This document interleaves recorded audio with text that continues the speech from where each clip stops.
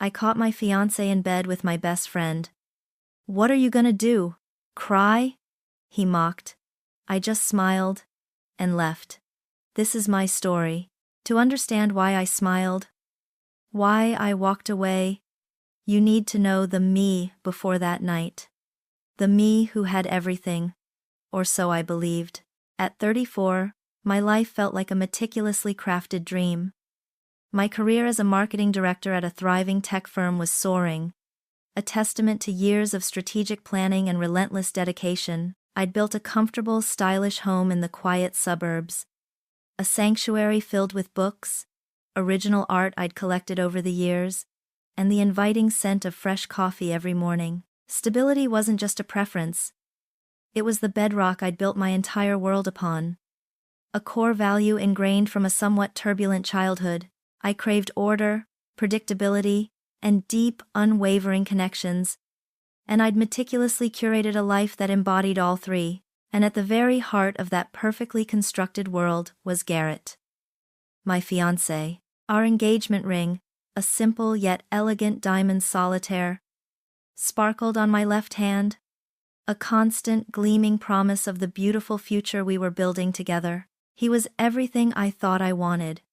Charming, ambitious, effortlessly handsome, with a quick wit that always made me laugh. He was exactly the kind of man my younger self, with her naive dreams, had always envisioned marrying. We had our cherished rituals. Leisurely Sunday brunches, evening walks through the neighborhood as the sun set, cozy movie nights curled up on the sofa. Every shared glance, every comforting touch, every laugh we exchanged, seemed to reaffirm the undeniable strength and authenticity of our bond. He was my rock, my confidant, my partner, my future, or so I thought. Then there was Paige, my best friend since college, a bond forged over late-night study sessions fueled by cheap coffee and whispered secrets about our burgeoning ambitions. She was the sister I never had, a vibrant, empathetic presence who knew me better than almost anyone, understanding my silences as well as my words. Our friendship was a constant, reliable comfort, a safe harbor in any storm. Big or small, we talked almost daily, shared everything from work frustrations to weekend plans, and she was already excitedly planning my bridal shower, her enthusiasm for my impending marriage almost as fervent as my own. Life, as I knew it, was a perfectly arranged mosaic, each piece meticulously placed, creating an image of undeniable happiness. The upcoming business trip to Austin, a routine 3-day conference, felt like just another minor, necessary piece, a temporary disruption in our perfect rhythm. I hated being away from home, away from Garrett, but I loved the challenge and stimulation of my work. I'd already packed my favorite power suit, my laptop bag sitting neatly by the door, a silent countdown ticking. I'd pictured my return hundreds of times. Garrett waiting with my favorite takeout, a chilled glass of wine, ready to hear all about my triumphs and tribulations. That familiar warmth, that profound sense of belonging and utter security, was what I looked forward to most. It wasn't just my career or my home that I had meticulously crafted. It was the very fabric of my personal relationships, especially those with Garrett and Paige. Garrett had entered my life like a perfectly timed crescendo during a particularly intense period at work. We met at a mutual friend's engagement party. Ironic, I know, and his charisma was immediate and undeniable. He had this way of making me feel like I was the only person in the room, listening intently, laughing genuinely at my jokes, and challenging my thoughts in a way that felt stimulating, not dismissive. Our connection felt effortless, like two pieces of a puzzle finally clicking into place. He quickly became the anchor I hadn't realized I needed, seamlessly integrating into my routines, my dreams, and every quiet corner of my world. I genuinely believed I loved him. A deep, resonant love that promised a lifetime of shared comfort and ambition. Paige, on the other hand, was my longest-standing pillar. We had navigated the treacherous waters of college, emerging with a bond that felt unbreakable. She was the one who celebrated my small victories and soothed my inevitable defeats. Over the years our lives had intertwined, our families knowing each other, our friends overlapping. She was more than just a friend, she was family. Her presence in my life was as natural as breathing, a constant source of laughter and unwavering support. She was always there, an enthusiastic cheerleader for my career, my relationship with Garrett, and every new aspiration I voiced. I trusted her implicitly, a trust that ran deeper than any other platonic bond I'd ever known. They were my rock and my confidant. The two people I believed understood me, cherished me, and were undeniably on my side. In hindsight, the cracks were there, subtle fissures in the polished facade, but I was too invested in the perfect picture to notice. Garrett, for instance, had developed a habit of being perpetually glued to his phone, often with a defensive edge when I'd playfully ask who he was texting so fervently. He'd dismiss it with a vague mention of work emails or an old college buddy. And I, ever trusting, would let it slide, attributing it to his busy, ambitious nature. There were also the increasing late nights at the office, which he'd occasionally follow up with an almost too detailed account of a challenging client presentation or a sudden server crash. I remembered once, about a month before the trip, he'd been particularly evasive, his eyes darting away when I mentioned wanting to bring him dinner at work. He'd insisted I didn't need to, that he'd grab something quick. I'd told myself he was just being thoughtful, not wanting to inconvenience me. Paige, too, had her moments. She'd become unusually interested in my schedule, especially my travel plans. "Oh, your Austin trip? Yes, I remember. 3 days, right? So exciting. What hotel are you staying at again? Just in case I need to reach you for an emergency bridal shower crisis, you know." Her questions always felt a little too specific, her enthusiasm a shade too bright, almost performative. I'd brushed it off as her usual effervescence, attributing her keen interest to her role as my maid of honor, completely invested in every detail of my life. My mind, so diligently trained to seek order and harmony, simply filtered out anything that didn't fit the narrative of my perfect life, constructing elaborate rationalizations for every tiny inconsistency. The alternative that the two people I loved and trusted most could be conspiring against me was simply unthinkable. So, when the email popped up on my work laptop, a sudden notification informing me that the critical Tuesday morning meeting in Austin had been abruptly canceled, my first thought wasn't about the inconvenience to my meticulously planned itinerary. It was a jolt of pure, unadulterated joy. The conference now effectively ended a day early. Instead of a lonely Tuesday night in a hotel room, I could be home, back with Garrett. I imagined the surprise on his face, the warm embrace, the immediate comfort of our shared space. A twist of fate, I believed, delivering me an unexpected gift. An extra day of bliss in my perfectly curated world. I quickly booked an earlier flight, a hopeful smile playing on my lips, completely unaware that this twist of fate was not a gift at all, but the cruel hand of destiny guiding me directly into the heart of my undoing. The earlier flight felt like a giddy indulgence. I landed back in our small town well before sunset, the warm, familiar air a welcome embrace after Austin's bustling chill. The drive home, usually a predictable route I barely registered, felt charged with a light-hearted impatience. I envisioned Garrett's surprised face, the way his eyes would crinkle at the corners when he smiled, the eager story I'd tell about my cunning plan to return early. My key slid into the lock, a quiet click echoing in the sudden silence of the house. That was the first prickle of unease. Garrett's car was in the driveway. But no music, no TV, no comforting clatter from the kitchen. Just an unnerving stillness. "Garrett?" I called out, my voice a soft inquiry swallowed by the empty air. No answer. My heart, which moments before had been fluttering with anticipation, now began a slow, heavy thump against my ribs. I walked through the living room, noting the faint, cloying sweetness of a perfume that wasn't mine, a scent I'd smelled countless times but never in my own home. My gaze fell upon a pair of high heels, haphazardly kicked off near the entryway table. Paige's favorite crimson stilettos, A cold knot tightened in my stomach. This wasn't right. This wasn't the cozy, welcoming home I'd pictured. I followed the unsettling silence, my breath catching in my throat as I neared our bedroom. The door, usually closed, was slightly ajar, a sliver of warm, intimate light escaping into the dim hallway. A low, rhythmic murmur, almost like a sigh, drifted out. It wasn't Garrett's usual sleep breathing. It was different. Too soft, too intertwined. My hand trembled as I pushed the door open, just an inch more. The scene that unfurled before me was a grotesque parody of my perfect life.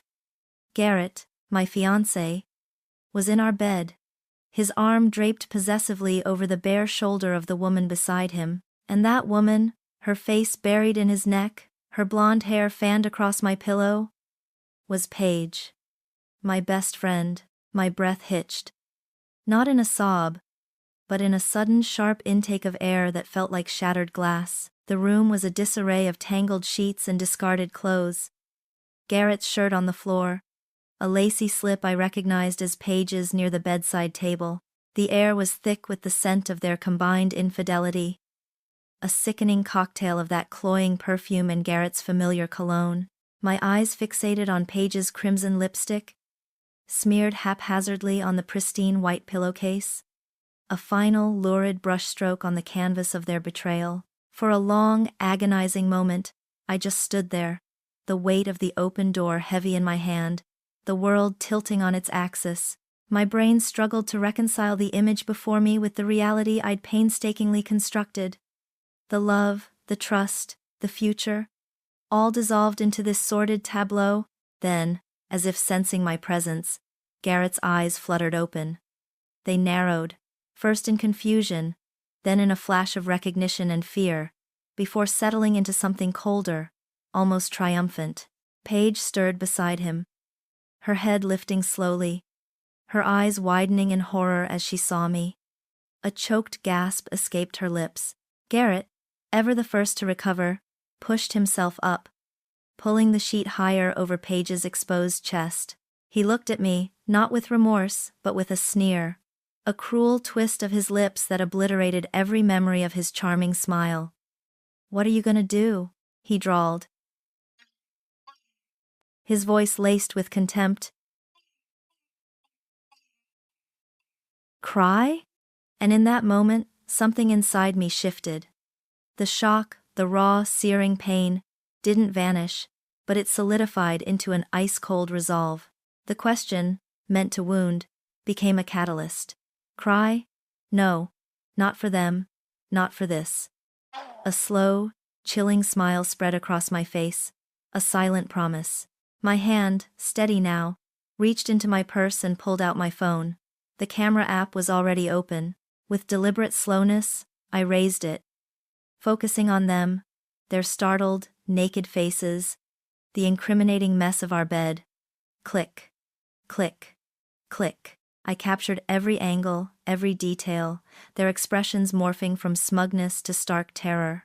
They watched, frozen, as I meticulously documented their sin, the flash of my phone illuminating their shame. Not a single word passed my lips. My silence, I knew, was more terrifying than any scream. They expected tears, hysterics, a dramatic breakdown. I gave them nothing but a cold, hard, unblinking assessment. When I had enough, when every ounce of proof was safely stored, I lowered my phone. My smile, still fixed, widened imperceptibly.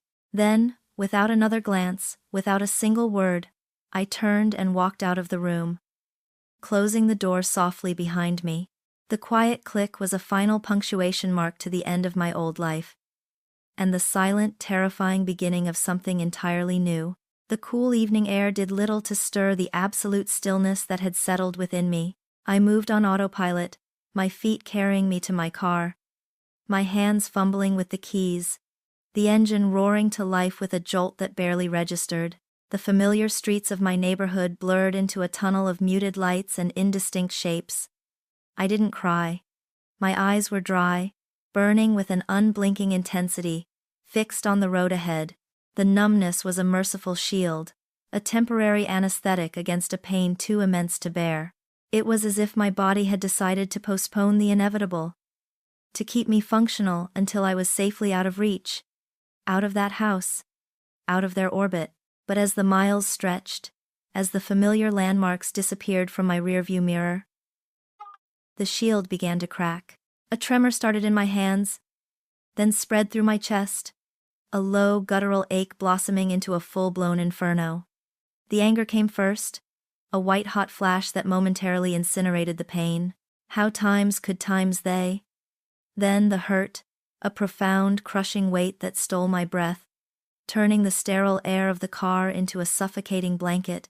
The perfect life I'd meticulously built, the love I'd cherished, the trust I'd so freely given, all reduced to a cheap, ugly spectacle. The reality hit me then, a brutal punch to the gut. I was homeless, fiancé-less, and friendless, all in the span of an hour. Tears, hot and stinging, finally breached the dam, blurring the road, turning the world into a watercolor of despair. My phone, clutched tight in my trembling hand, felt impossibly heavy. There was only one person I could call. One person who would understand the magnitude of this betrayal and, more importantly, know what to do. Brooke, my older sister, my rock, my confidant, and, critically, a highly successful divorce lawyer. I thumbed her number, my fingers shaking so hard I almost dropped the device. She answered on the second ring, her voice crisp and alert even at this late hour. Audrey? What's wrong? You never call this late unless… Brooke? I choked out, the word thick with unshed tears. The floodgates opened then, a torrent of raw emotion. It's Garrett. And Paige. The words caught in my throat, tangled with sobs. There was a moment of silence on her end. A beat where I could almost hear her processing, piecing together the broken fragments of my voice. Then, her tone shifted, becoming softer, yet firm, immediately taking charge. Audrey, honey, take a breath. Tell me exactly what happened. Where are you right now? I managed to stammer out the story, the sordid details tumbling out in a rush, punctuated by ragged breaths. I told her about walking in, about the crimson stilettos, the tangled sheets, Garrett's sneer, his mocking question. And then, about the photos. You took pictures? Brooke's voice was sharp with approval, a flicker of professional admiration cutting through her sisterly concern. Good girl. Excellent. That's crucial. Don't delete them. Don't send them to anyone yet. Just hold on to them. Now, you cannot go back to that house. Not tonight. Do you have your wallet? Any cash? Your work laptop? My purse, I rasped. It's in the passenger seat. My work laptop's in the trunk. I was leaving for Austin tomorrow morning. The irony was a bitter taste in my mouth. Okay, good. Find the nearest motel. Nothing fancy, just get yourself a room with a lock on the door. Text me the address when you're checked in. We'll talk properly first thing in the morning. Don't call them. Don't respond to anything they send. Don't engage. Just exist tonight. Can you do that for me? Her instructions were a lifeline, anchoring me in a storm of chaos. Yes, I whispered, clutching the phone like a talisman. Yes, Brooke. Thank you. I found a nondescript motel on the edge of town. The kind of place with flickering neon signs and faded carpets. The room was sterile, impersonal. A stark contrast to the home I had just fled, but it was safe. It was mine. After the call with Brooke, I stripped off my clothes, the scent of their betrayal still clinging to my skin, and showered until the water ran cold, scrubbing vigorously as if I could wash away the memories, the disgust, the searing pain. Wrapped in a thin, scratchy towel, I sat on the edge of the bed, the photos on my phone glowing accusingly in the dim light. Their naked bodies, their shocked faces, the desecrated sanctuary of my bedroom. The pain was still there, a dull throb beneath my ribs, but something else was beginning to stir. A cold, calculating ember glowing amidst the ashes of my ruined life. Brooke's words echoed in my mind. Asterisk. You did exactly the right thing by taking those photos. Asterisk. She hadn't said times cry asterisk. She hadn't said times mourn asterisk. She had said times photos asterisk. And then, Garrett's sneer resurfaced, his voice dripping with venom. What are you gonna do, cry? A slow, deliberate breath filled my lungs. The question had been meant to crush me, to reduce me to a weeping victim. But I hadn't cried then, and I wouldn't cry now. Brooke knew it, and deep down, so did I. The game wasn't over, it had just begun. And I, Audrey, the meticulously organized, strategically minded marketing director, was about to design their downfall. The first stirrings of a plan, a quiet, chilling resolve, began to take root in the sterile motel room, far from the shattered fragments of my perfect life. True to her word, Brooke's call arrived exactly as the sun began to warm the grimy motel window. My sister, the seasoned legal strategist, didn't waste a second on platitudes. Her voice was a grounding force, brisk and analytical, cutting through the lingering fog of shock and grief. Okay, Audrey. Let's talk logistics. You have the pictures, that's your leverage. Now, we secure your perimeter. We met at a quiet cafe an hour later, far from the prying eyes of our small town. Brooke, impeccably dressed even on a Tuesday morning, had a notebook open, already filled with bullet points. First things first, financial separation. Right now, today. She laid out the blueprint with precision, her explanations a stark, chilling reality check. Garrett has no legal claim to the house. You bought it before your engagement. Good. But joint accounts? Shared credit cards? Those are vulnerabilities. We need to shut them down, immediately. Change all passwords. Redirect direct deposits. Open a new, sole account.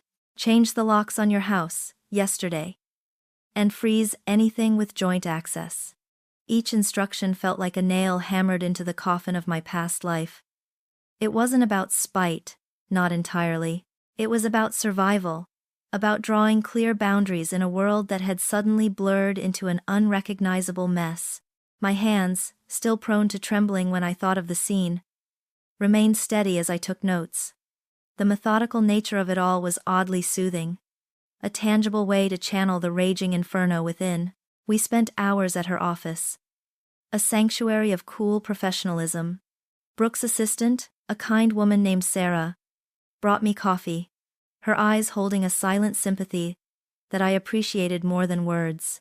Brooke guided me through canceling our shared credit cards, notifying the bank, and initiating the process of severing financial ties. It was a brutal awakening to the intricate web of intertwining lives we had woven, and how effortlessly it could be unraveled, piece by painful piece. We even checked my work benefits and health insurance, ensuring Garrett had no access or claim to any of it. He'll try to reach you, Brooke warned, her pen tapping rhythmically against her legal pad. He'll try to sweet-talk, manipulate, threaten. Ignore it all. Any communication goes through me. You are officially in a no-contact zone regarding him and, for now, Paige, no emotional appeals, no bargaining, no closure conversations, just cold, hard legal moves. The term cold, hard legal moves resonated deeply. There was a part of me, a small, bruised part, that still longed for an explanation, for a sliver of remorse from Garrett, but Brooke's unwavering counsel extinguished that flicker. This wasn't about feelings anymore. It was about strategy. And the engagement ring? I asked, my voice surprisingly steady. It was still on my finger, a mocking symbol of a broken promise. Brooke considered it. Legally, it's a conditional gift. The condition was marriage. Since that's off, he could argue for its return, but given the circumstances. She raised an eyebrow, a silent acknowledgement of the photographic evidence. Keep it for now. It's a bargaining chip, if nothing else. Or a souvenir of a very expensive lesson. I slipped the ring off, its cold weight surprisingly light in my palm. It felt alien, detached, No longer a symbol of love but of deceit. I placed it in an envelope, sealing away the last tangible link to Garrett. This wasn't about petty theft, it was about reclaiming my narrative, dismantling his power piece by piece. Later that afternoon, I returned to my house. But not alone. Brooke had arranged for a locksmith and 2 burly movers. The locksmith changed every exterior lock, a satisfying click reverberating through the empty house. The movers, efficient and silent, packed my essentials. Clothes, personal mementos, my grandmother's antique quilt, the few pieces of art that truly felt like time's mine asterisk. Brooke stood guard, a silent sentinel, while I walked through the rooms that had once been filled with love and laughter, now hollowed out by betrayal. The scent of Paige's perfume still lingered faintly, a ghost in the air, but it no longer held power. It was merely a data point, another piece of evidence. There were moments, brief and sharp, when the emotional devastation threatened to resurface. Walking past the empty space where my favorite reading chair used to be, a gift from Garrett, brought a fresh wave of nausea.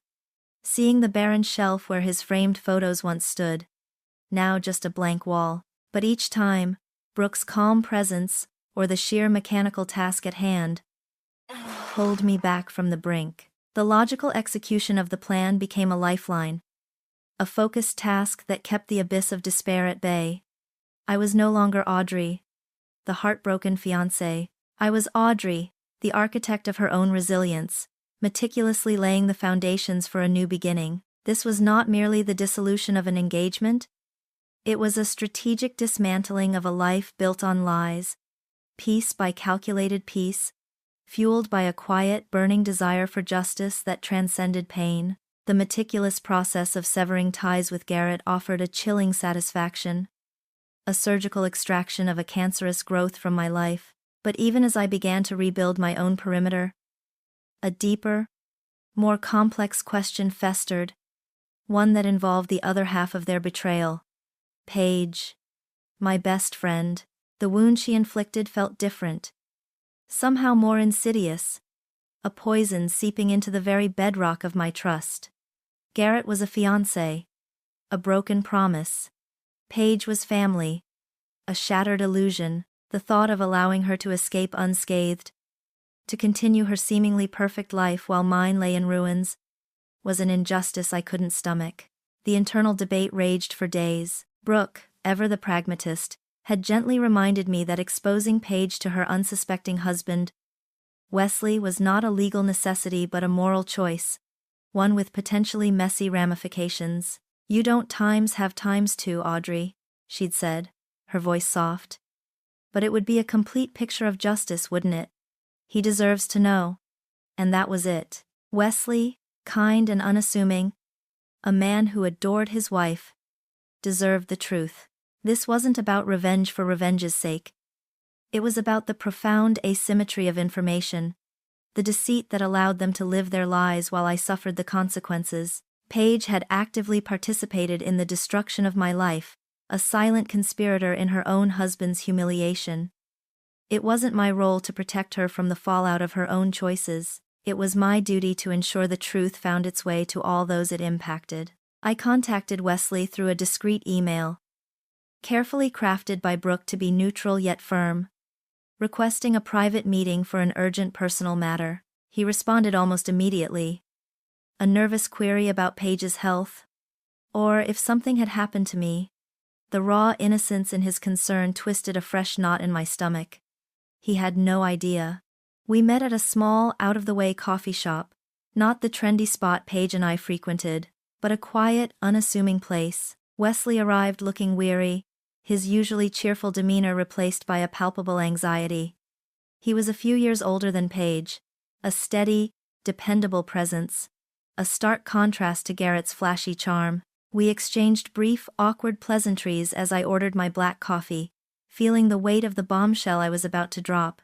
"Wesley," I began, my voice steady, my gaze unwavering. "I need to tell you something, and I wish there were an easier way. This isn't easy for me, and I know it will be even harder for you to hear." I watched his face, saw the flicker of apprehension, Then the quiet resignation as he braced himself. Without preamble, I slid my phone across the table, open to the incriminating photos. The first image was their faces, wide-eyed and caught, on my Times pillow. The next, the tangled sheets. His arm draped across her.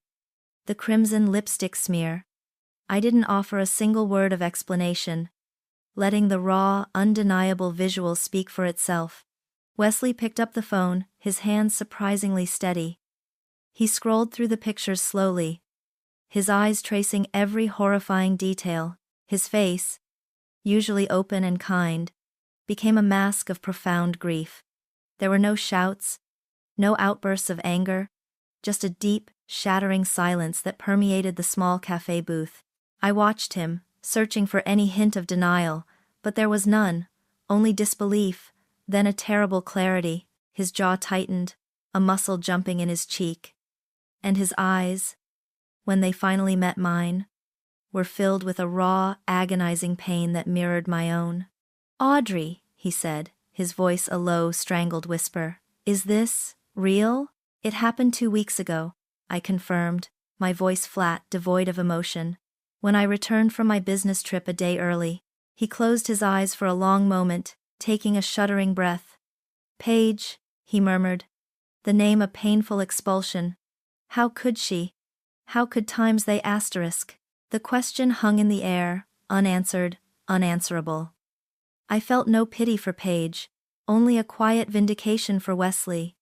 He deserved the truth, no matter how brutal. His reaction wasn't one of immediate rage but of a quiet, stealing resolve.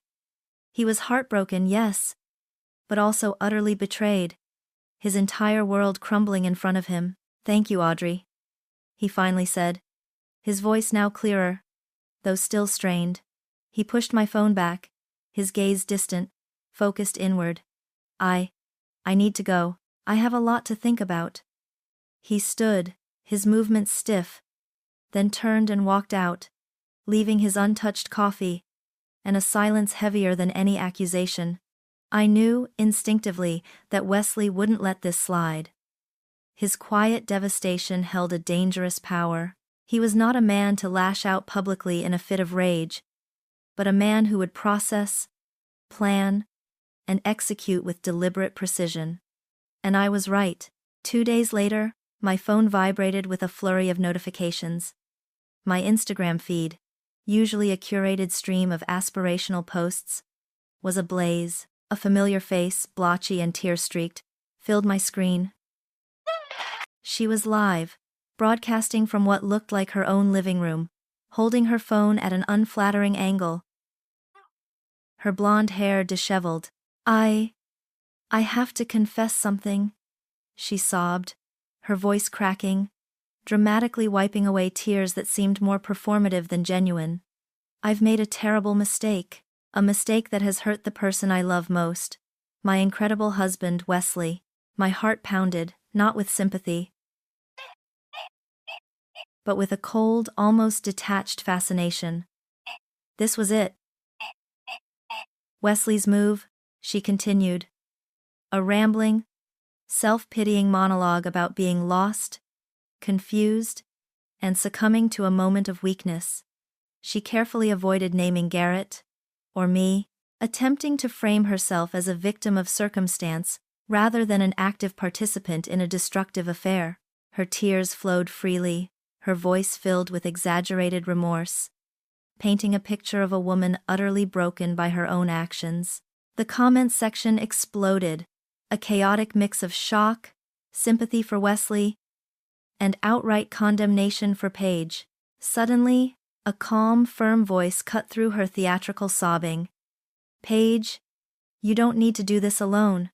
Wesley, he stepped into the frame, his face grim but composed, taking the phone gently from her trembling hand. "And you don't need to try and minimize what you did." Paige gasped, her eyes wide with fresh, genuine terror. This was not the script she had planned. Wesley's presence, his quiet authority, completely derailed her pity party. "My wife," Wesley stated, looking directly into the camera, his voice resonating with a quiet fury. has been having an affair with Garrett, Audrey's fiancé, for several months. They were discovered in their shared bed 2 weeks ago, by Audrey herself. I have irrefutable proof, and this public admission, forced though it may be, is the only way she will face the consequences of her choices. His words were precise, unyielding, a stark contrast to Paige's histrionics.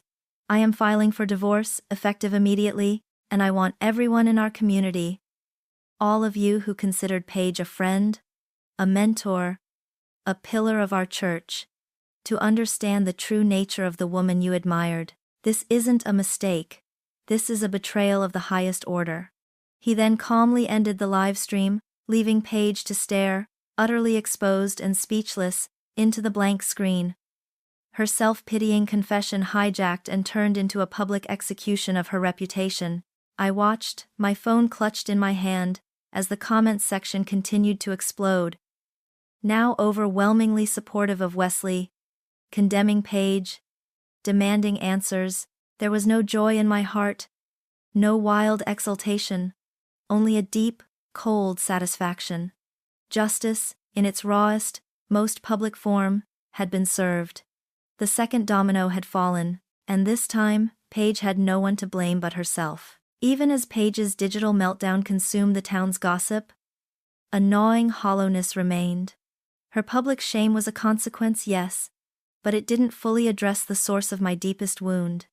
Garrett. He was the architect of my pain, the one who had looked me in the eye and mocked my potential tears, the one whose arrogance had fueled my initial resolve. His reckoning demanded something more precise, a tailored retribution that would strip away not just his reputation, but the very facade of his charming deceit. Paige's public unmasking had been raw, desperate. Garrett deserved a more calculated, more artful demolition. He was a man who prided himself on his eloquence, his ability to sway opinions, his carefully crafted image of success and integrity. His downfall had to leverage those very attributes against him. The idea sparked during a late night, staring at the ceiling of my new, sparsely furnished apartment. My marketing brain, usually focused on compelling narratives for products, began to construct a campaign for justice. A video. Something visually stunning, audibly jarring, impossible to ignore. A viral video that would expose the chasm between his public persona and his private depravity. This wasn't just about making him lose his job or his friends. It was about making him lose his Times face asterisk. The compilation began with a forensic dive into my digital past. Weeks blurred into hours as I meticulously combed through every corner of our shared online existence, like an archaeologist sifting through ruins. My old phone, my laptop, cloud backups, even archived social media messages, nothing was off limits. I rediscovered old text threads between Garrett and me, filled with saccharine endearments and promises of forever. Each message, once a source of comfort, now felt like a shard of glass in my memory. Then came the evidence of his betrayal. The photos I'd taken, the snippets of messages Paige had unknowingly revealed to Wesley, the timestamps, the locations. The sheer volume of his deceit was staggering. He had meticulously crafted his lies, and now I was meticulously dissecting them. It was a painstaking, emotionally draining process, forcing me to relive fragments of moments I desperately wanted to forget. But each discovery fueled my cold resolve. My creative vision was clear, stark, and utterly devastating. I remembered his engagement speech, delivered just 6 months prior, at our meticulously planned celebration.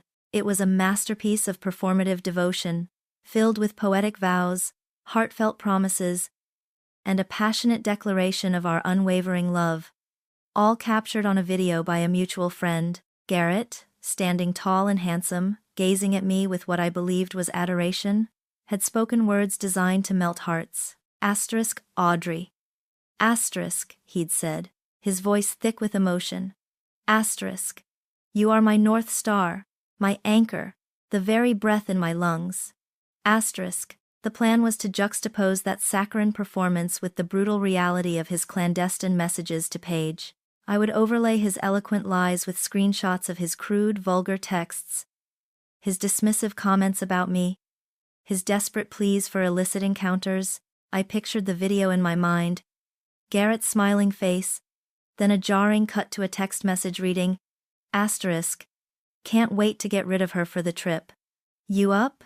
Asterisk, his voice declaring eternal love, followed by a time-stamped photo of him and Paige in a compromising position.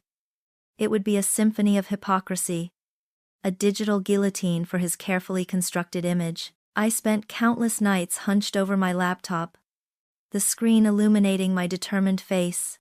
Using my marketing software, usually reserved for crafting corporate campaigns, I began to edit. I selected clips from the engagement video, zooming in on his eyes, his gestures, the very expressions that had once enchanted me. Then, with a chilling detachment, I added the raw, unedited screenshots of his conversations with Paige, synchronizing them with his voice, making sure every word of his public adoration was directly contradicted by his private treachery.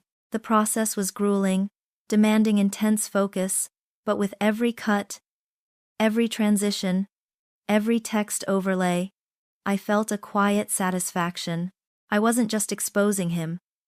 I was dismantling him, piece by agonizing piece, using his own words as the weapons. This wasn't merely revenge. It was an artistic expression of justice, a masterpiece designed to leave no doubt about the true nature of Garrett. The final cut shimmered on my screen, a testament to hours of cold, calculated artistry. My finger hovered over the upload button, a strange mix of terror and exhilarating finality coursing through me. This wasn't just a video. It was a declaration, a carefully aimed missile. There was no going back, no undoing the public judgment I was about to unleash. Taking a breath that felt impossibly deep, I clicked. A progress bar, agonizingly slow yet deceptively quick, filled across the bottom of the screen. Then, it was done. Video uploaded successfully. The words stared back at me, stark and absolute. A strange silence settled in the apartment, heavier than before, amplifying the furious thump of my own heart. For the first few minutes, nothing. Just the quiet hum of my laptop. Had it failed? Had all that effort been for nothing? Then, a single notification. Then two. Then a cascade. My phone, which I'd placed beside me, began to vibrate incessantly, lighting up with Instagram and Facebook alerts. I picked it up, my hands clammy. The video was spreading like wildfire, comments section exploding, share counts climbing exponentially. It was a digital avalanche, overwhelming my senses. Friends, acquaintances, even people I barely knew, were tagging each other, expressing shock, disgust, and a fierce, sometimes vulgar solidarity with me. "Oh my God, Audrey, you queen." Read one comment from an old college friend. "Garrett is a scumbag." Paige too. "They deserve this." Another from a stranger. "This is the most brutal, brilliant takedown I've ever seen. That guy's career is over." There were countless variations, some filled with righteous anger, others with morbid fascination. "Remember his engagement speech? What a joke," one person wrote, referencing the very hypocrisy I'd highlighted. "I can't believe I used to respect that man." Another lamented. The weight of public opinion was a palpable force, a collective roar that tore through the internet, tearing at the meticulously constructed fabric of Garrett's professional and personal life. His carefully curated image, his charm, his ambition, all of it was being shredded in real time by a relentless stream of digital condemnation. I watched, detached, as the chaos unfolded.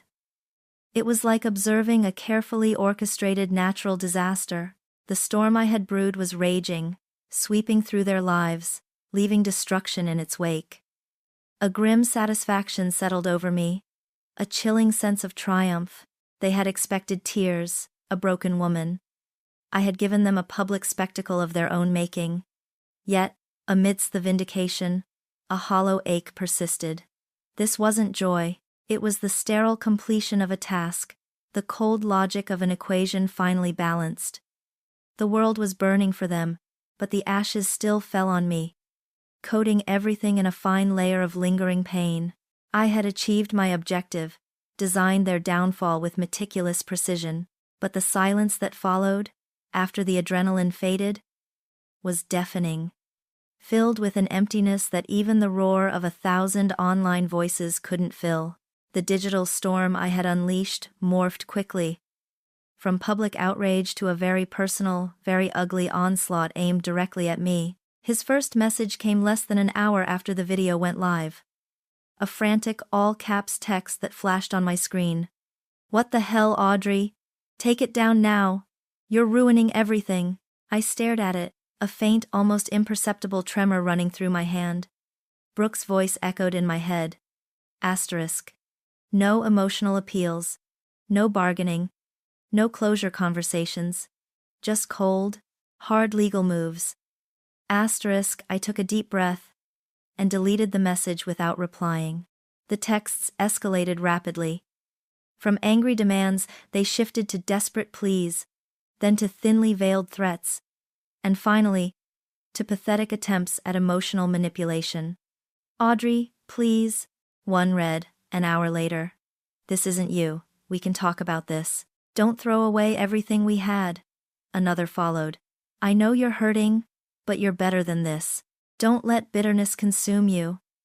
He was still trying to control the narrative, even as his world crumbled. Each message was a frantic, desperate scrabble for control, a vain attempt to salvage what was already irrevocably lost. He even tried calling, his name flashing on my screen dozens of times in quick succession. Each ring was a tiny victory, a testament to his unraveling, but also a jarring reminder of the insidious grip he once held. I blocked his number, then unblocked it just long enough to forward the barrage of messages to Brooke, providing her with more fodder for whatever legal countermoves he might eventually attempt. Then, I blocked him again. The direct calls soon switched to indirect ones. Mutual friends, some genuinely concerned for me, others clearly manipulated by Garrett, started reaching out. "Audrey, Garrett's a mess," one friend, Sarah, nervously confided. "He said you released some video? He's really upset. He thinks you're going too far." I offered no explanations, just a polite but firm, "Sarah, I appreciate your concern, but this is a private matter." Garrett made his choices. The loyalty lines were being drawn, and I watched, with clinical precision, as they mostly fell on my side. Word of Garrett's downfall spread faster than the video itself. My carefully compiled exposé didn't just air his dirty laundry, it utterly annihilated his carefully constructed persona. His job, a high-profile position in corporate sales, evaporated within 24 hours. A cryptic, corporate-speak email from the company's HR department circulated among our shared LinkedIn connections, citing violations of company code of conduct and behavior inconsistent with company values. His social media profiles, once gleaming testaments to his success and aspirational lifestyle, became war zones of condemnation, forcing him to privatize them, then eventually delete them entirely. The charming, ambitious Garrett, the man who could talk his way into any deal, any heart, was now reduced to a pariah, his reputation irrevocably tarnished. Brooke confirmed the specifics. His company let him go, effective immediately. There's no severance, and frankly, with this video circulating, he'll be lucky to get a job at a car wash in this town, let alone anything professional. They're making an example of him, Audrey. Public image is everything to these corporations. Her voice held a note of grim satisfaction, but mine was still tinged with that strange, detached emptiness. This wasn't personal triumph, but the systematic dismantling of a falsehood. His desperation grew more palpable with each passing hour.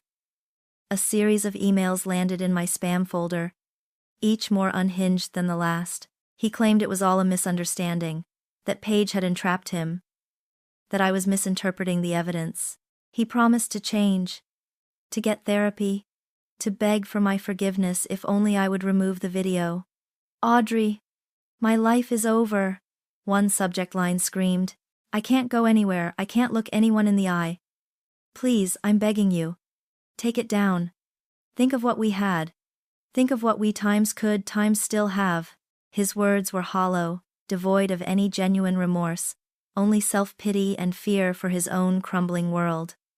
The man who had sneered, "What are you gonna do, cry?" was now on the verge of tears himself. His carefully cultivated arrogance shattered. I forwarded them to Brooke, then archived them. I knew what he was capable of. The depths of his manipulation. There was no going back to the naive Audrey who believed his lies. This wasn't about negotiation. It was about consequences. My resolve hardened, a granite wall against his rising tide of panic. He was reaping what he had sown, and I, the architect of his reckoning, had no intention of slowing the harvest. The emptiness in my chest remained, but it was now overlaid with a cold, clear sense of purpose. He wanted me to cry. I gave him ruin instead. My resolve hadn't wavered, but the constant stream of his pathetic pleas and veiled threats was a draining hum in the background of my days. Then, a final email landed in an old account I rarely checked. An address he must have kept for emergencies. The subject line screamed, "Audrey, please." I'm at my breaking point. The body was a familiar litany of self-pity, twisted justifications, and desperate pleas for mercy, all coated in a thick veneer of victimhood. Not once, in all his frantic communication, had he truly acknowledged times my times pain, asterisk my times betrayal. Not once had he said, "I'm sorry for what I did times to you, asterisk." It was always, "I'm sorry for what this is doing times to me, asterisk." I reread his words.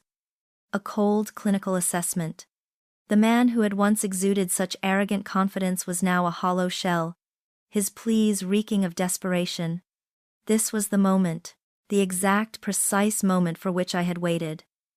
A slow, steady calm settled over me, a feeling deeper than satisfaction, purer than vindication.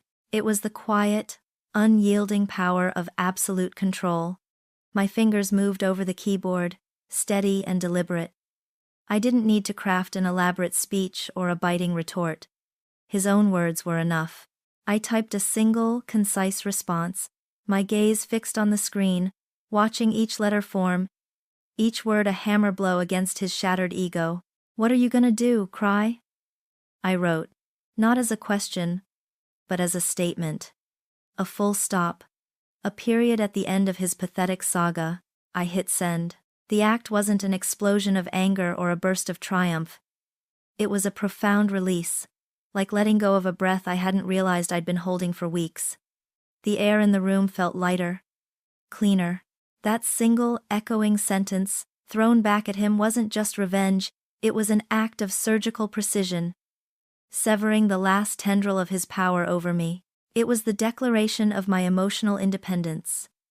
The moment I finally reclaimed the narrative that he and Paige had tried to steal. In that instant, the emptiness that had settled in my chest began to recede, replaced by a nascent sense of wholeness. Justice, I realized, wasn't merely about witnessing his downfall.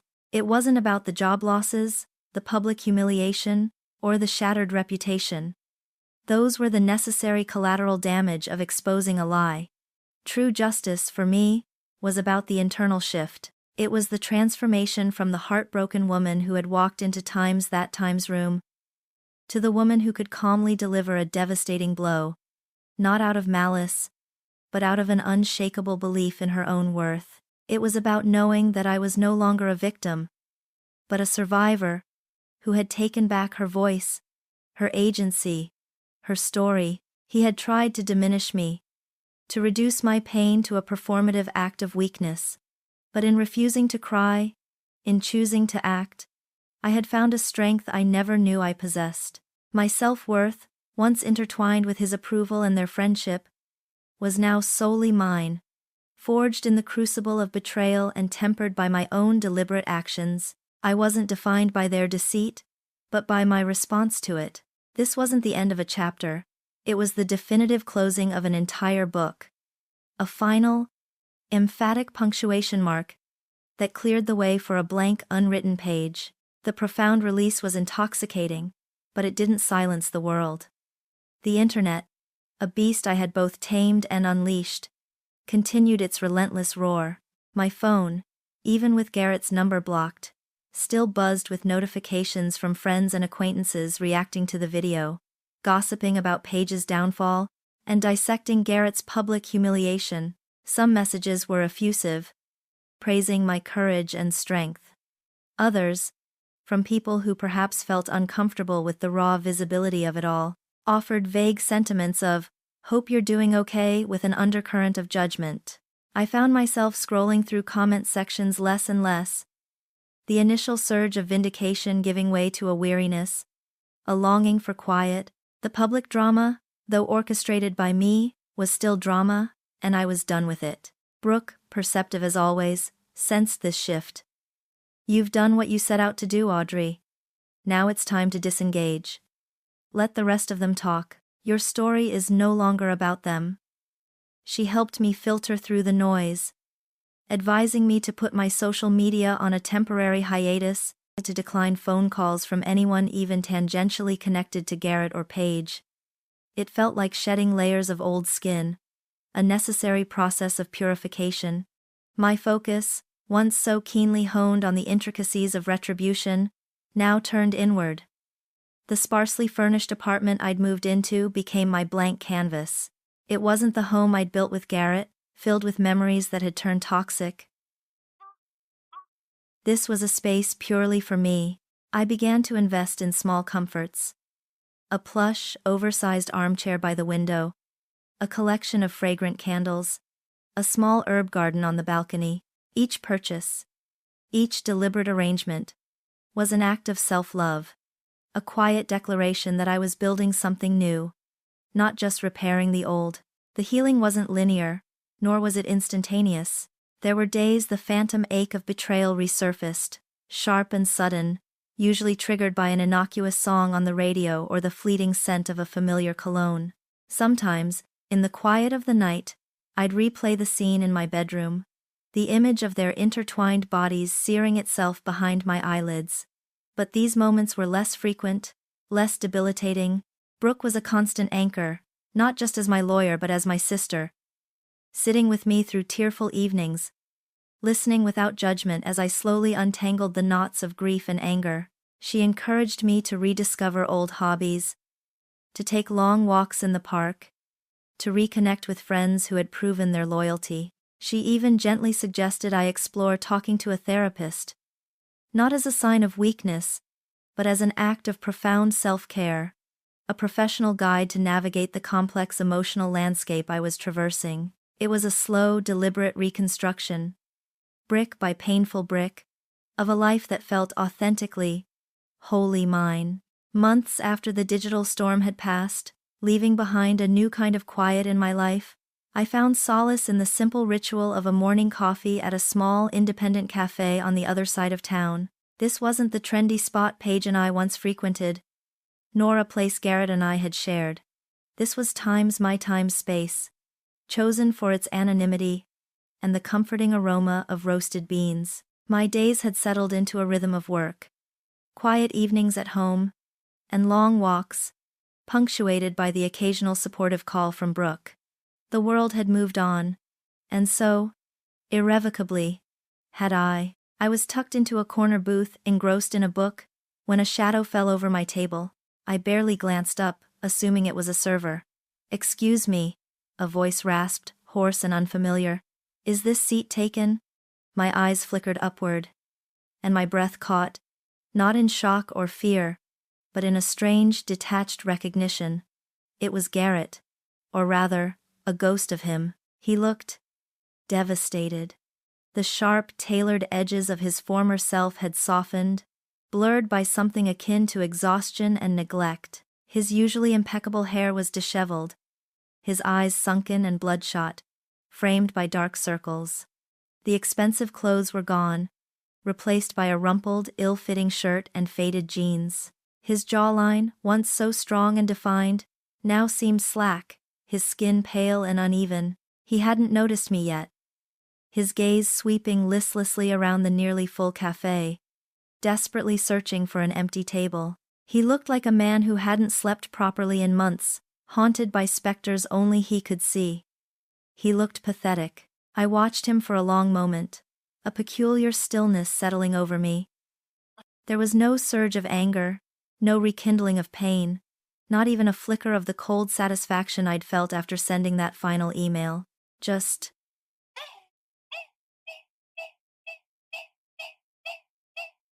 nothing, a profound, almost clinical indifference. He was a stranger, a relic of a life that no longer existed. And I, the woman he had tried to break, now merely observed him as one might observe a broken mannequin in a shop window. Then, his eyes finally landed on me, wide with recognition and a fresh wave of panic. He froze, his mouth slightly agape, a faint blush creeping up his gaunt face. "Audrey?" he whispered, the name a painful expulsion. I closed my book, placing it gently on the table. My gaze remained level, unblinking. "Garrett," I replied, my voice calm, steady, and devoid of any discernible emotion. It was less a greeting and more a simple acknowledgement. He shifted uncomfortably, his eyes darting around, as if expecting the cafe patrons to suddenly turn and stare.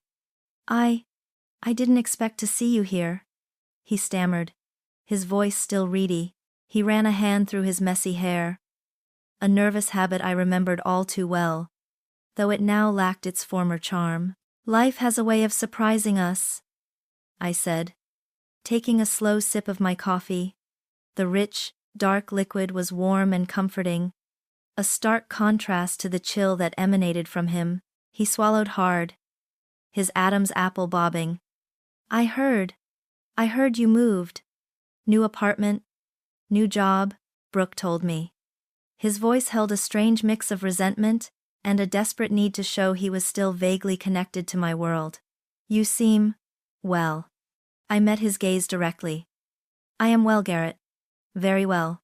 My tone was flat, leaving no room for interpretation. There was no triumph in my voice, no gloating, just a simple, undeniable truth. He looked down at his shoes, then back up at me.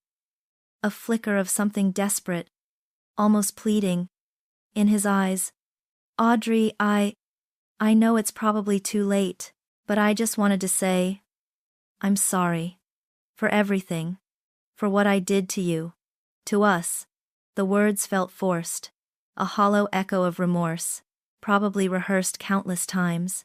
A faint, almost imperceptible smile touched my lips, the kind that didn't reach my eyes. "No, Garrett," I said softly, my voice still perfectly even. "You're not sorry for what you did to me. You're sorry for what happened to times after I found out. There's a difference." His face paled further. He opened his mouth to protest, then closed it. The pretense had been seen through. His pathetic performance laid bare. He stood there, exposed and defeated, the former charisma utterly extinguished. There was no anger left in me to fuel this conversation, no desire to debate or dissect his lies. He was simply irrelevant. I picked up my book again, my focus already shifting back to the story within its pages. "Now, if you'll excuse me," I said, my voice a quiet dismissal.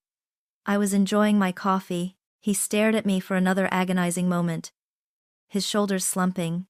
He seemed to shrink, physically, before my eyes. Without another word, he turned and shuffled away, his footsteps heavy and slow, disappearing into the crowd of morning commuters. I watched him go, a faint figure vanishing into the backdrop of a bustling city, leaving no trace, no residue of emotion. The space he had occupied felt clean, untouched, and just like that, it was over. Truly, finally over. The last tether, fragile and unnoticed, had been severed. There was no more anger, no more pain, no more need for vindication, only a profound, liberating sense of peace. The book in my hands felt lighter. My coffee tasted sweeter. The future, unburdened by the ghosts of the past, stretched out before me, blank and full of quiet promise. The world had gone quiet, not with emptiness, but with the rich, resonant hum of my own rediscovered self. The blank page of my future, once intimidating, now felt like an invitation. I embraced the quiet, letting it steep into my bones, a balm against the echoes of past noise. My career at the tech firm, once a testament to my desire for external validation, now became a genuine outlet for my creativity and strategic mind. I poured myself into challenging projects, not to prove anything to anyone, but because I found genuine satisfaction in the intellectual pursuit, in the measurable impact of my efforts. My new apartment, now truly a sanctuary, became a canvas for a life built on intention. I painted again, colors exploding on canvas, a stark contrast to the muted tones of my former life. I tended to my small balcony garden, nurturing fragile seedlings into vibrant life, finding a quiet metaphor in their resilience. Brooke's suggestion of therapy proved invaluable. It wasn't about recounting the trauma, but about unpacking the underlying patterns, understanding how my longing for stability had made me vulnerable to deceit. I learned to trust my instincts, to recognize red flags, and most importantly, to cultivate a fierce, unwavering self-worth that was entirely independent of external circumstances. I hiked, I read, I cooked for myself, savoring each moment of solitude and self-sufficiency. I detoxed from the constant negativity by curating my inputs, choosing books and documentaries that inspired growth, surrounding myself with friends who genuinely uplifted me, and intentionally carving out moments of profound calm. I wasn't looking for love, not consciously. My heart, though healed, was content in its solitude, reveling in newfound independence. But life, as it often does, had a quiet way of surprising me. He appeared, not with a grand entrance or an overture of charm, but subtly, like a warm, unexpected breeze. Sawyer, we met through a mutual acquaintance at a community book club I'd recently joined. He was a chef, passionate about local produce and sustainable living, with a gentle laugh and eyes that held a depth of kindness I hadn't encountered in years. Our conversations flowed effortlessly, starting with literature and drifting to shared values, a quiet curiosity about the world, and an appreciation for the simple joys of life. There was no drama with Sawyer. No games, no carefully constructed facades. Just an easy, authentic connection. We spent weekends exploring farmers markets, discovering hidden hiking trails, or simply cooking elaborate meals together in my sun-drenched kitchen, his expertise bringing a delightful new dimension to my quiet evenings. He never tried to fix me, never offered unsolicited advice about my past. He simply listened, truly listened, and saw me for who I was, strong, resilient, and utterly capable of defining my own happiness. He celebrated my successes, comforted my occasional anxieties, and offered a steady, unwavering presence that felt like coming home, not to a place, but to a feeling of profound belonging. As I built this new life, brick by intentional brick, a profound realization bloomed within me. Garrett's public downfall, Paige's shame, those had been necessary acts of justice, the clearing of debris from a collapsed structure. But they were not the time's revenge asterisk. The true retribution, the most powerful and satisfying act, wasn't about his ruin at all. It was about my time's rise. It was about rediscovering the woman I was meant to be. Independent, whole, and genuinely happy. It was about choosing peace over bitterness, growth over stagnation. His life might have been irrevocably tarnished, but mine was blossoming, richer, and more vibrant than I could have ever imagined. My journey hadn't been about seeking revenge. It was about reclaiming my story, and it wasn't a story of bitterness or loss, but of resilience, self-discovery, and ultimately, of love. Not just for Sawyer, but for the woman I had become. I had built my perfect life before, only to see it shatter. This time, I was building a real one founded on truth, authenticity, and an unwavering love for myself, a love that promised a future brighter than any diamond could ever sparkle.